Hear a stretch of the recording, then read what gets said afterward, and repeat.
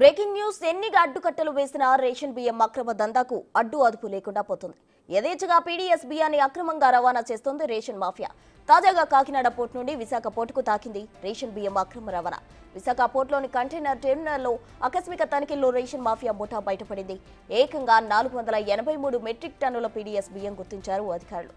దీంతో మంత్రి నాదెండ్ల మనోహర్ ఆదేశాలతో వాటిని సీజ్ చేశారు.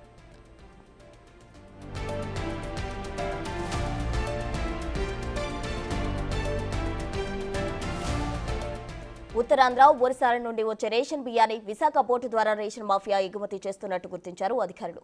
అసలు ఈ అక్రమ రేషన్ దందాకు ముఠా నాయకుడు ఎవరో తెలుసుకునే ప్రయత్నంలో పనిలో పడ్డారు. ఇక రేషన్ బియ్యం అక్రమ నిల్వలు గుర్తించేందుకు కాకినాడ, విశాఖలో 4 బృందాలు ఏర్పాటు చేశారు.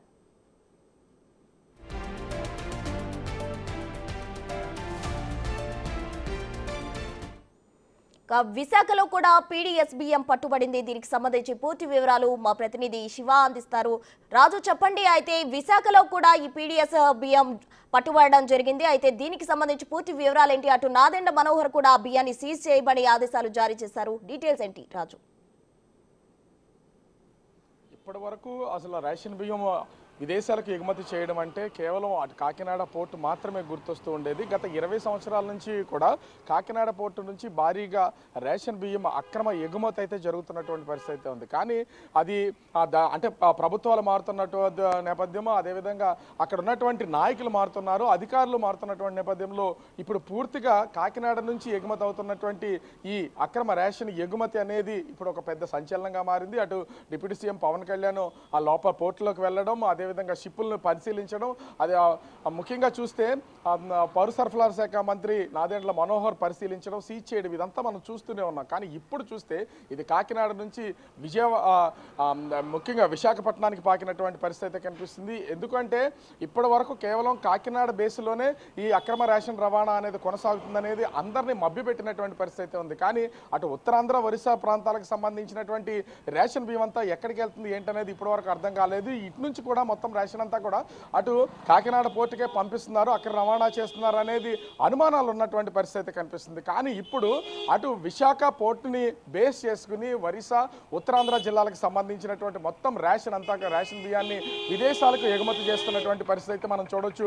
ముఖ్యంగా చూస్తే ఇక్కడ ఒక స్పష్టంగా అయితే అర్థం చేసుకోవచ్చు. ఎందుకంటే అటు కాకినాడ పోర్టుకు సంబంధించి ఇప్పటి వరకు కొన్ని అంటే లక్షల టన్నుల్లో, మెట్రిక్ టన్నుల్లో అక్రమ రవాణా చేస్తున్నటువంటి దీనికి రేషన్ బియ్యానికి సంబంధించి దూరంపూడి చంద్రశేఖర్, అదే అతని కుటుంబ సభ్యులు, ఇతర వ్యక్తులను అయితే ఐడెంటిఫై చేసినటువంటి పరిస్థితి ఉంది. కానీ ఇప్పుడు చూస్తే విశాఖ పోర్టు నుంచి అక్రమ రవాణా చేస్తున్నటువంటి ఈ రేషన్ మాఫియాకి సంబంధించి ఎవరు కీలకమైనటువంటి వ్యక్తి, దీని ముఠాదారుడు ఎవరు, ఈ మాఫియా నడిపిస్తుంది ఎవరని తెలుసుకునే పనులు అయితే ప్రస్తుతం అధికారులు ఉన్నటువంటి పరిస్థితి కనిపిస్తుంది. అంటే 6వ తేదీ నుంచి మంత్రి నాదెండ్ల మనోహర్ ఉత్తరాంధ్ర వ్యాప్తంగా ఉన్నటువంటి 3 జిల్లాల్లో కూడా విస్తృతమైనటువంటి తనిఖీలు అయితే నిర్వహిస్తున్నారు. అటు రైస్ మిల్లుల్లో తనిఖీలు చేస్తున్నారు, అదేవిధంగా డిపోల్లో తనిఖీలు చేస్తున్నటువంటి పరిస్థితి ఉంది. ఎక్కడైతే అక్రమ రేషన్ బియ్యం నిల్వ ఉన్నాయో అన్నింటినీ కూడా తనిఖీలు చేస్తున్నటువంటి నేపథ్యం అయితే కనిపిస్తుంది.